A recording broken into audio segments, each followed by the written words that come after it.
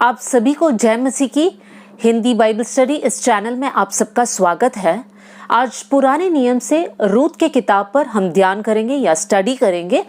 रूत कौन थी और परमेश्वर ने रूत के जीवन में कैसे कार्य किया, इन विषयों पर आज हम सीखेंगे।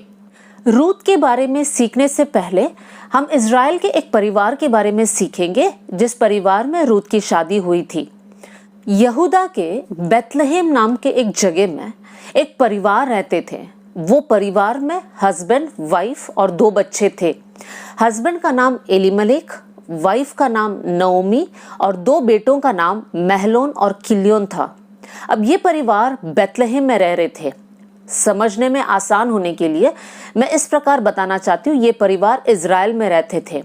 लेकिन एक समय ऐसे आया जब बेथलेहेम पर एक बहुत बड़ा अकाल आया। अब अकाल होने के कारण खाने पीने में कमी हुई, घटी हुई, तो ये परिवार ने ये निर्णय लिया कि हम बेथलेहेम को छोड़ेंगे और दूसरे एक जगह पे जाएंगे और वो जगह था मोआब। तब एलीमलेक का परिवार बेथलेहेम को छोड़कर मोआब में चले गए। ये हम रूत के किताब पहला अध्याय और 1 से लेके 3 या 4 आयत तक पढ़ते समय हम इन बातों को देख सकते हैं। आगे बढ़ने से पहले हमें कुछ बातों को यहाँ पर देखना है। नओमी का नाम का मतलब है खुशी या हैप्पीनेस। अब एलीमलेक और नओमी और 2 बेटे बेथलेहेम में रहते थे। बेथलेहेम का नाम का मतलब है रोटी का घर या हाउस ऑफ ब्रेड। अब इस जगह को छोड़कर वो लोग मोआब देश में चले गए। जब हम कहते हैं ये परिवार बेथलेहेम को छोड़ा, इसका मतलब है एक आशीष के जगह को छोड़ा और वो लोग मोआब चले गए। मोआब ऐसा एक देश है जो लोग प्रभु के लोगों के खिलाफ थे या दुश्मन थे। मोआब जाति कैसे शुरू हुआ कर हम उत्पत्ति की किताब उसके 19वें अध्याय में हम देख सकते हैं। लूत और उनके बेटियों द्वारा जो वंश आगे बढ़ा, उस वंश को मोआब जाति के नाम से जाना जाता है। अब एलीमलेक के परिवार ने बेथलेहेम को छोड़कर मोआब में जब गए, इसका मतलब है परमेश्वर का जगह को छोड़कर वो लोग एक अन्य देश में चले गए। और उनका कारण ये था कि बेथलेहेम में बहुत बड़ी अकाल थी। अब सोचने वाली ये बात है कि वहां पर बहुत सारे लोग रहते थे। अब एक परिवार वहां से निकलकर एक दूसरे जगह गए, उस जगह पर जो प्रभु के लोगों के लिए सही नहीं था।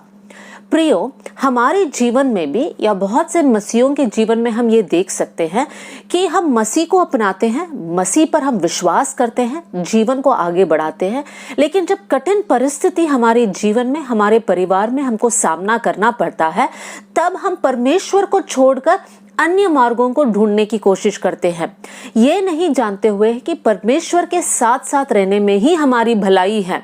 कठिन परिस्थिति आते समय हम सोचेंगे, मान लो एक बीमारी आ गई आपके परिवार में और काफी समय से चंगाई नहीं मिल रही है। आप सोच रहे होंगे प्रभु के पीछे चलने के बाद भी चंगाई क्यों नहीं है, चलो एक बार हम कुछ तंत्र मंत्र कर लेते हैं या झाड़ा फूकी कर लेते हैं। इस प्रकार के एक विचार, मतलब प्रभु के रास्ते को छोड़कर एक अलग मार्ग में जाने की परीक्षा होती है और बहुत से लोग उस परीक्षा में गिर भी जाते हैं। उसी समान एलीमलेक के परिवार भी इस परीक्षा में गिर गए। कठिन समय में परमेश्वर की जगह को छोड़कर गलत राह में गए और उसका नतीजा क्या हुआ, आगे के आयतों में हम पढ़ सकते हैं। जैसे ये परिवार वहां पर गए, कुछ समय रहने लगे, नओमी का हस्बैंड अर्थात एलीमलेक का डेथ हुआ और उसके बाद वो परिवार के 2 लड़के महलोन और किल्योन ने मोआबिन लड़कियों से शादी किया जिनका नाम था ओर्पा और रूथ। देखिए, ये परिवार मोआब देश में रह रहे हैं, ठीक है। सबसे पहले वो प्रभु से दूर गए। अब दूसरी बात है, वो लोग वहां पर बस गए, मतलब एक तरीके से वहां पर शादी भी वहां के लड़कियों से कर लिया और वहीं पर वो लोग सेटल होने के लिए सोच रहे हैं। परमेश्वर के वचन या परमेश्वर का व्यवस्था जो मूसा के द्वारा लोगों को दिया गया था, उस व्यवस्था के अनुसार इज़राइल के लोगों को इज़राइल के लोगों के साथ ही, लड़कियों के साथ ही शादी करना था, अन्य देश के लड़कियों से शादी नहीं करना था। लेकिन इस परिवार के दोनों लड़कों ने वहां के लड़कियों से शादी किया। अब कुछ समय बाद दोनों बेटों का मृत्यु हो जाता है, महलोन और किल्योन। दोनों लड़कों का डेथ हो जाने के कारण अब 3 बहनें रह गए। अब 3 बहनें कौन हैं? 3 विधवाएं हैं, नओमी और उनके 2 बहुएं वो है ऑर्पा और रूथ। अब जरा परिस्थिति को सोचकर देख लीजिए, नओमी ने अपने हस्बैंड को खो दिया, अपने दोनों लड़कों को भी खो दिया। देखिए प्रियो, बहुत से वक्त थोड़ी सी तसल्ली के लिए परमेश्वर के राह को छोड़कर दूसरे मार्ग को हम अपना लेते हैं, लेकिन याद रखिए अगर हमने परमेश्वर को छोड़कर दूसरे मार्ग को अपना लिया तो वहां पर भी हमारे जीवन में कोई भी शांति नहीं होगी। आगे की आयतों में हम इस प्रकार देख सकते हैं कि नओमी को खबर मिला कि परमेश्वर ने बैतलहम में या यहूदा देश में काम शुरू किया है, वहां के लोगों के पास खाने के लिए काफी कुछ है। इसलिए नओमी यहाँ पर एक निर्णय लेती है कि मैं वापस बैतलहम में चली जाऊंगी। तब नओमी अपने दोनों बहुओं को बुलाती है और कहती है कि देखो अब मेरे पास और लड़के नहीं हैं कि तुम्हारी शादी उनसे हो, इसलिए तुम अपने मायके चले जाइए और वहां पर अपना जीवन फिर से शुरू कर सकते हैं। दोनों बहुओं में से ओरपा जो है डिसाइड करती है कि वो वापस चली जाएगी, लेकिन रूथ नओमी से कहती है कि जहां आप जाओगे मैं वहां आपके साथ आऊंगी। आपके लोग मेरे लोग, आपका परमेश्वर मेरा परमेश्वर, मैं आपके साथ नहीं छोड़ूंगी। इस प्रकार रूथ ने अपना निर्णय को बताया और नओमी को समझ में आया कि रूथ ने एक पक्का निर्णय को लिया है, इसलिए नओमी फिर जिद नहीं करती है, रूथ को लेकर वापस बैतलहम को चली जाती है। यहाँ पर एक बात हम देख सकते हैं, दोनों बहुओं में ऑर्पा वापस चली जाती है, लेकिन रूथ ये बात को डिसाइड कर लेती है कुछ भी हो जाए मैं नओमी को नहीं छोड़ूंगी। और एक बात जो वो कहती है कि आपका परमेश्वर मेरा परमेश्वर, आपके लोग मेरे लोग। इतने साल नओमी के साथ रहने के बाद रूथ ने एक बात को समझ लिया कि नओमी जिस परमेश्वर से प्रार्थना करती है या नओमी जिस लोगों की बात करते रहती है वो लोग सच्चे लोग हैं या वो परमेश्वर सच्चा परमेश्वर है। इसलिए रूथ ये डिसाइड करती है चाहे मुझे वापस अपना घर कभी भी जाने का मौका ना मिले तो भी मैं अपने सास के साथ, मैं नओमी के साथ वापस चली जाऊंगी। रूथ एक बहुत बड़ा डिसीजन यहाँ पे लेती है, वो एक रिस्क को उठाने के लिए तैयार है। इतना ही नहीं, वो अपने सास के प्रति जो प्रेम है वो व्यक्त कर देती है। प्रियो, कितना अच्छा एक एग्जाम्पल है हम लोगों के लिए। हमारे समाज में बहुत से वक्त, विशेष कर बहनों में हम ये देख सकते हैं कि बहुत से घर में सास बहू के बीच में बनता नहीं है, लेकिन यहाँ पर एक अच्छा मिसाल है कि एक परिवार में एक सास और बहू के बीच में इतना प्रेम है कि बहू ये भी डिसाइड करती है कि वो अपने परिवार को भले वापस ना जाना हो तो भी वो अपने सास के साथ सास के लोगों के घर चली जाएगी। प्रियो, प्रभु के लोगों को ये याद रखना है कि भले संसार के लोगों के बीच में कितने भी लड़ाई झगड़े हो, हम जब परमेश्वर पर विश्वास करते हैं हमारे परिवार के अंदर प्रेम और एकता होना बहुत जरूरी है। मैंने इस प्रकार एक प्रभु के दास के प्रचार में सुना जहां पर वो कहते हैं कि शादी से पहले एक इंसान के पास एक मम्मी और एक पापा होता है, लेकिन शादी के बाद एक पुरुष और स्त्री दोनों के पास दो पापा और दो मम्मी होते हैं। मतलब अपने सास ससुर को भी पापा मम्मी का दर्जा देना बहुत जरूरी है। ये एक अच्छा सीख हम रूथ के जीवन से हम देख सकते हैं। रूथ अपने पहचान वाले लोगों को छोड़कर जब एक नए लोगों के बीच में जा रही हैं, वो एक रिस्क को उठा रही है, वो एक खतरे को उठा रही हैं। क्या पता दूसरे जगह के लोग रूथ को एक्सेप्ट करें या ना करें, रूथ के पास कोई आइडिया नहीं है, लेकिन रूथ फिर भी परमेश्वर और परमेश्वर के लोगों के साथ रहने के लिए निर्णय लेती है।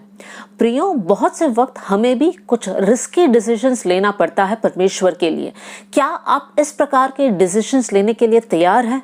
हम जब पहला अध्याय उसकी 19वीं आयत से आगे पढ़ सकते हैं कि नओमी और रूथ वापस बैतलहम पहुंचे, और जैसे ही नओमी बैतलहम पहुंचती हैं वहां के लोग इस खबर को सुनकर नओमी से मिलने आते हैं। नओमी से पूछते क्या आप सच में नओमी हो? तब नओमी एक बात बोलती है कि मैं नओमी नहीं हूं, अब से मेरा नाम मारा है। नओमी का नाम का मतलब है खुशी, मारा का नाम का मतलब है कड़वापन। वो इस प्रकार कहती है जब मैं यहाँ से चली गई तो भली पूरी होकर चली गई थी, लेकिन जब मैं वापस यहाँ पर आ रही हूँ मैं कंगाल होकर आ रही है। वो एक बात को कबूल कर रही है कि मैंने परमेश्वर के पास से जब निकल गई थी तो मेरे पास बहुत सारा कुछ था, लेकिन जब मैं प्रभु से दूर होकर वापस आ रही हूँ तो मेरे पास कुछ नहीं है। एक सीख है प्रियो हमारे लिए, अगर आप परमेश्वर को छोड़कर जाते हैं तब आपका नवमी का अवस्था को बदलकर आप मारा बन जाते हैं। खुशी का अनुभव आपका बदलकर एक कड़वापन या दुख का समय आपके जीवन में आता है। लेकिन नवमी के जीवन से हम एक सीख सकते हैं, वो प्रभु के सामने और लोगों के सामने इस बात को एक्सेप्ट करती है कि मैंने जो किया वो गलत था और इसलिए मेरा परिस्थिति जो है ऐसे मेरे साथ हुआ। प्रियो, हमारे लिए भी एक बहुत बड़ी सीख है ये। प्रभु को छोड़कर कुछ भी हम करें उसमें हमारे जीवन में कोई भी सफलता, कोई भी खुशी नहीं होगी। चाहे आज आप प्रभु में हैं, लेकिन आप अपने जीवन को आगे की तरफ देखते समय आप ऐसे सोच रहे होंगे, प्रभु की बातों में थोड़ा सा समझौता कर लूं तो हो सकता है आगे मुझे और पैसे और धन और आशीष और उन्नति होगा। इस प्रकार आप देख रहे होंगे, लेकिन सच्चाई यह है कि परमेश्वर को छोड़कर और कोई भी राह आप अपना लो, आपके जीवन में वो आशीष और वो खुशी आपको नहीं मिलेगा। आप आज परमेश्वर के सामने एक डिसीजन लीजिए, मेरे जीवन में हर विषय में मैं परमेश्वर को पहला स्थान दूंगा या दूंगी। चाहे वो मेरे मैरिज के विषय, शादी के विषय हो, चाहे मेरे नौकरी के विषय हो, चाहे मेरे बच्चों के विषय हो, चाहे मेरे स्टडीज हो, कुछ भी हो, परमेश्वर को जो स्थान देना है वो मैं दूंगी या दूंगा। लेकिन उसके अलावा परमेश्वर को छोड़कर मेरा जीवन में आगे नहीं बिताऊंगी। साथ में आपके जीवन में अगर आपने ऐसे कर लिया है ऑलरेडी, तब नवमी के समान आपको वापस आना है।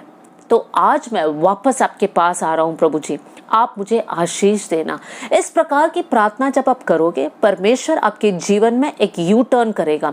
परमेश्वर कभी भी हाथ नहीं छोड़ता है। परमेश्वर हर वक्त इस इंतजार में रहता है कि हम प्रभु के पास वापस आएंगे। तो हो नहीं पाए प्रियो, अगर आज आप प्रभु से दूर है तो अभी समय निकालकर आप प्रभु से कहे, प्रभु मैं नवमी के समान वापस आपके पास आ रही हूँ। देखिए प्रियो, उसके दूसरे अध्याय में जब हम आते हैं तब रूथ नवमी से कहती है कि मैं किसी के खेत में जाना चाहती हूँ, वहाँ पर काम करना चाहती हूँ। अब कटनी का समय है, तो हो सकता है कटनी करते करते जब लोग आगे बढ़ रहे हैं तो कुछ कुछ दाने रह गए होंगे, तो उन दाने को मैं कलेक्ट करूँगी, इकट्ठा करूँगी और वो सब खाना लेकर मैं घर आती हूँ ताकि हम कुछ बनाकर खाएं। यहाँ पर रूथ का एक अच्छा स्वभाव हम देख सकते हैं कि वो मेहनती लड़की हैं। वो इस प्रकार भी बोल सकती है कि ये जगह मेरे लिए नया है, यहाँ के लोग मेरे लिए नए हैं, यहाँ के लोगों की भाषा मेरे लिए अलग है, मैं कैसे जाकर कहीं तो काम करूं, हम कैसे जिएंगे। इस प्रकार वो दुखी होकर जी सकती है, लेकिन उसने वो बात को नहीं किया। उसने ये बोला कि मैं कहीं भी जा रही हूँ, किसी का भी खेत में जा रही हूँ, मुझे कोई आइडिया नहीं मैं कहाँ जाऊंगी, लेकिन हो सकता है किसी का अनुग्रह की दृष्टि मुझ पर पड़े और वो लोग हमें खाने के लिए दें। कितना एक अच्छा स्वभाव है, मेहनत करने वाला एक स्वभाव है। इतना ही नहीं, अपने सास के लिए और खुद के लिए खाने के विषय वो सोच रही है कि हम कैसे खाएं और कैसे आगे जिए। प्रियो, प्रभु चाहते हैं कि हम भी मेहनत करें। मेहनत ना करें उसके लिए कोई भी बहाना परमेश्वर के सामने नहीं चलेगा। अगर हम मेहनती बनेंगे तब परमेश्वर अपने आप हमारे जीवन के लिए रास्ता खोल कर देंगे। लेकिन अगर हम आलसी होकर घर बैठे रहेंगे तो जितने भी आशीष हमारे जीवन में आना था वो भी रुक जाएगा। हम आगे उसी अध्याय में हम देख सकते हैं कि रूथ कई काम करने गई और जिसके खेत में वो गई वो बोआस नाम का एक आदमी का खेत था। और उस खेत में जब वो काम कर रही थी, थोड़ी देर में बोआस वहां पर आता है और बोआस अपने लोगों से पूछता है, अपने सेवक लोगों से पूछता है कि वो लड़की या वो बहन कौन है। तब वहां के सेवक बोआस से कहते हैं कि ये नवमी की बहू है, रूथ है इनका नाम। इसने हमसे कहा कि मुझे आपके पीछे पीछे थोड़ा सा दाना इकट्ठा करने दो। और वो सुबह से लेकर अब तक काम कर रही है, बस दोपहर को थोड़ी देर वो आराम करने बैठ गई। अब बोआस उन लोगों से कहता है कि उसको यहाँ पर काम करने दो, आप उनको परेशान नहीं करना। देखिए, बोआस वहाँ का मालिक है और बोआस जो है एक अनुग्रह की दृष्टि से रूथ को देखता है। ये क्यों ऐसा होता है? बोआस को क्या जरूरत है कि रूथ के ऊपर अनुग्रह की दृष्टि से देखे? रूथ एक विधवा है। हम यहाँ पर देख सकते हैं इसका और कोई कारण नहीं था, परमेश्वर का अनुग्रह रूथ के ऊपर था और इस कारण परमेश्वर ने बोआज के मन में काम किया और बोआज ने कहा कि उसको हमारे खेत में से जो लेना है उसे लेने दो। परमेश्वर बोआज के मन को बदल देता है। जब हम वफादारी के साथ, ईमानदारी के साथ परमेश्वर के लिए जो कुछ कर सकते हैं जब हम करते हैं, परमेश्वर जिनके अंदर काम करना है वो काम कर कर लोग हमारे ऊपर अनुग्रह की दृष्टि से देखेंगे। हो सकता है प्रियो कि आप एक ऑफिस में काम कर रहे हैं, जिस ऑफिस में आप काम कर रहे हैं, अगर बॉस आपके ऊपर अनुग्रह की दृष्टि से देखना है तो परमेश्वर वहां पर काम करना होगा और वो तब होगा जब आप ईमानदारी के साथ वहां पर काम करें, आप अपने पूरे मेहनत के साथ वहां पर काम करें। जब आप अपने तरफ से जितना काम कर सकते हो वो पूरा कर रहे हैं, परमेश्वर अधिकारियों के मन में काम करेगा और वो लोग आपके ऊपर अनुग्रह की दृष्टि से देखेंगे। एक एक्सेप्शनल फेवर को परमेश्वर उनके नजर में देंगे ताकि जिस एरियाज में हम लायक भी नहीं है उन जगहों में भी परमेश्वर हमें आदर देकर हमें बढ़ाएगा। लेकिन ईमानदारी, सच्चाई और मेहनत परमेश्वर हमारे जीवन से चाहता है। हम आगे देख सकते हैं कि बोआज रूथ से बात करता है और बात करते समय रूथ से कहता है, रूथ आगे से तो किसी और के खेत में जाके काम नहीं करना, शायद से तुम्हारे लिए वो सेफ नहीं रहेगा, तो हमारे ही खेत में आना, यहीं पे काम करना। और मैंने अपने सारे सेवकों से कहा है कि कोई भी तुझे परेशान नहीं करेगा। देखिए, एक सुरक्षा रूथ को मिलता है। रूथ एक फॉरेनर है, रूथ के ऊपर हमला हो सकता है, रूथ का एडवांटेज या रूथ का जो है फायदा लोग उठा सकते हैं, लेकिन बोआज वहां पर खड़ा होता है और रूथ को कहता है कि मैं तुझे सुरक्षा दूंगा। परमेश्वर कैसे बोआज के अंदर कार्य करता है। प्रियो, आप अपने जगह पे सोच रहे होंगे कि मेरे अंदर ज्यादा काबिलियत नहीं है, मैं दिखने में ज्यादा स्मार्ट नहीं हूं, मेरे परिवार का ज्यादा पहुंच नहीं है, इस प्रकार के विचार आपके अंदर आ रहा होगा। लेकिन एक बात जैसे मैंने पहले कहा, हमेशा याद रखिए, प्रभु के साथ ईमानदारी और वफादारी के साथ आगे बढ़िए। परमेश्वर लोगों के मन में कार्य करेगा ताकि वो लोग आपके ऊपर अनुग्रह की दृष्टि से देखें और आपको सुरक्षा दे। फिर 16वीं आयत में हम इस बात को देख सकते हैं कि रूथ दोपहर को खाना खाती हैं। उस समय भी बोआज रूथ का मदद करता है, खाना देता है, एक्स्ट्रा भी रहता है, वो रूथ अपने सास के लिए लेके जाती है। इतना ही नहीं, जब रूथ वापस अपने सास के पास चली जाती है तब बोआज जितना रूथ ने कलेक्ट किया होता है दाने, उससे भी ज्यादा दाने जो है बोआज रूथ को देता है ताकि वो खाली हाथ अपने सास के पास ना जाए। देखिए, जितना रूथ डिजर्व करती है उससे भी ज्यादा आशीष उसको वहां पर मिलता है। प्रियो, जितना हमारी औकात है या जितना हमारा लेवल है उससे भी बढ़कर आशीष परमेश्वर हमारे जीवन में देगा। बस परमेश्वर के साथ ईमानदारी के साथ रहिए। कहीं भी संसार या संसार की बातें, झूठ के साथ आप समझौता नहीं करिए, ईमानदारी के साथ रहिए। प्रभु किस प्रकार आपको आशीष देगा, कहाँ तक प्रभु आपको उठाकर आशीष देगा, उसका कल्पना भी आप नहीं कर सकते हैं। दूसरा अध्याय के एंडिंग में और तीसरा अध्याय के शुरू में हम इस प्रकार देख सकते हैं कि जब तक कटनी का समय खत्म नहीं हुआ था, रूथ वहीं पर गई, काम किया और अपने लिए और अपने सास के लिए उसने जितने भी अन्न है या दान है वो लेकर गई और उनका गुजारा वहां से हुआ। और एक दिन तीसरे अध्याय में हम देख सकते हैं, नओमी रूथ से कहती है कि जहां पर बोआज है वहां पर तुझे जाना है और कुछ कुछ बातें करना है। वो हम तीसरे अध्याय में देख सकते हैं कि वहां पर आपको जाना है और जहां पर बोआज रात को सोता है उनके पैर के पास तुझे जाकर लेटना है। और इस प्रकार की कुछ इंस्ट्रक्शंस नओमी रूथ को देती है। अब यहाँ पर हम रूथ के जीवन में ये देख सकते हैं, रूथ कोई भी सवाल नहीं करती है कि क्यों करना है, ऐसे करने से ऐसे ऐसे दिक्कत होगा, ऐसे मुझे नहीं करना है। मतलब एक बहस वहां पर नहीं है, लेकिन रूथ नओमी से कहती है ठीक है, जैसे आप कहते हैं मैं वैसे ही करूंगी, और वैसे ही वो करती है। रूथ एक आज्ञाकारी बेटी थी अपने सास के लिए। हमें सिर्फ परमेश्वर के प्रति आज्ञाकारी रहना इतना ही नहीं, वचन में जैसे लिखा है माता पिताओं के प्रति भी प्रभु में हमें आज्ञाकारी रहना बहुत जरूरी है। तो बोआज को बीच रात में इस बात का पता चलता है कि कोई वहां पर मेरे पैर के पास लेटा है। तब बोआज पहचान लेता है कि ये रूथ है। तब रूथ बोआज से कहती है कि तुम्हारी चद्दर को मेरे ऊपर भी डाल देना। जब एक पुरुष एक स्त्री के ऊपर एक गारमेंट को या एक चद्दर को डालता था तो वो ये दर्शाता था कि मैं उनको सुरक्षा दूंगा, उनको अपने वाइफ के रूप में ले लूंगा, कर कर वो एक ट्रेडिशन था उनके लिए। अब बोआज को ये बात समझ में आता है। तब बोआज रूथ से कहता है कि तुम रुक जाओ, जिन लोगों से मुझे बात करना है उनसे मैं बात करने दो, क्योंकि बोआज को ये बात समझ में आता है कि बोआज एलिमेलेक जो नओमी का हस्बैंड है उनका दूर का एक रिश्तेदार है और नियम के हिसाब से बोआज रूथ से शादी कर सकता है। लेकिन बोआज से भी पहले एकट में रहने वाला एक और रिश्तेदार है। तो बोआज कहता है रुक जाओ, पहले उनसे बात कर कर फिर बातों को क्लियर कर कर हम आगे बढ़ेंगे। देखिए प्रियो, यहाँ पर हम भले रूथ की बात को हम ध्यान दे रहे हैं, रूथ की बातों को हम सीख रहे हैं, लेकिन बोआज का जीवन भी कितना अच्छा है। बोआज नियमों के अनुसार आगे बढ़ रहा है। बोआज चाहता तो वो रूथ का फायदा उठा लेता, लेकिन बोआज को पता है कि मुझसे भी निकट एक रिश्तेदार है, उनसे बात करना जरूरी है। बोआज का चरित्र बहुत साफ था। जैसे रूथ का चरित्र बहुत अच्छा था, वैसे ही बोआज का चरित्र भी बहुत अच्छा था। होने पाए जवान भाइयों कि ये बोआज हमारे लिए एक एग्जाम्पल रहे।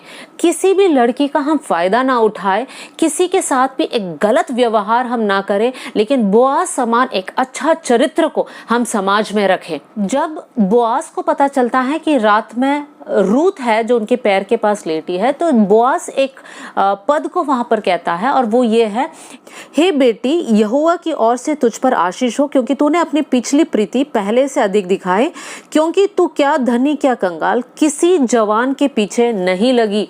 बोआज को पता है रूथ का चरित्र बहुत साफ है। रूथ चाहती तो किसी से भी शादी करने के उस मकसद के साथ डील कर सकती थी। रूथ चाहती तो किसी और के साथ भी शादी करने के विषय में सोच सकती थी, लेकिन रूथ वही करती है जो उसके सास कहती है उसे करना है।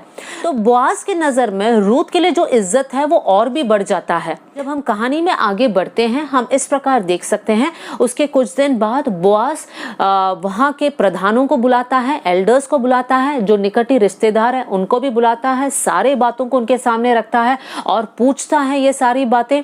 और जब इन सारे लोगों के साथ बात होता है तब जो निकटी रिश्तेदार है वो तैयार नहीं होता है रूथ को अपनाने के लिए। तब बोआज इस विषय के लिए रेडी होता है और बोआज कहता है कि मैं रूथ से शादी कर लूंगा।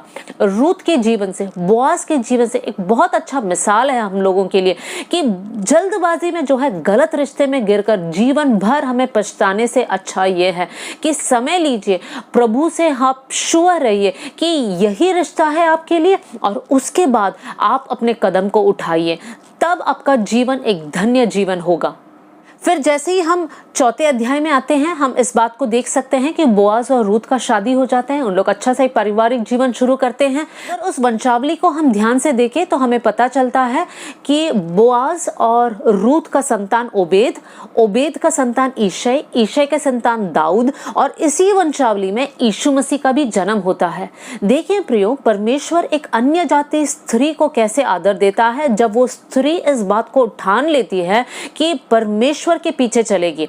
नओमी का परमेश्वर रूथ का परमेश्वर है कर रूथ जब डिसीजन लेती है तो उसने एक बहुत बड़ा डिसीजन लिया है कि मैं अपनी सारी बातों को छोड़कर, सारी रीति परंपरा या जितनी भी बातें हैं सबको छोड़कर यहोवा परमेश्वर को मैं अपना रही हूँ। ये एक बहुत बड़ा और रिस्की डिसीजन जब रूथ ने लिया, परमेश्वर उनको इतिहास में हमेशा के लिए एक नाम देता है।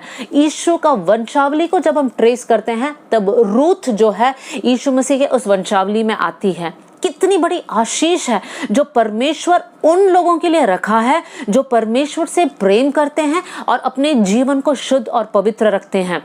वचन में लिखा है जो लोग प्रभु से प्रेम करते हैं उनके लिए जो आशीष परमेश्वर ने रखा है वो ऐसी आशीष है जो किसी के आंख ने नहीं देखा, किसी के कान ने नहीं सुना है और किसी के चित्त में अब तक नहीं सोचा गया है।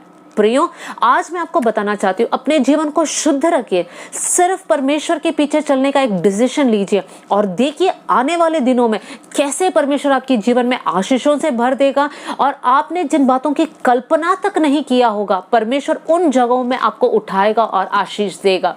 तो प्रियो, ये हमारे लिए एक एनकरेजमेंट होने पाए कि हम भी हमारे जीवन को परमेश्वर के सामने शुद्ध रखें, पवित्र रखें।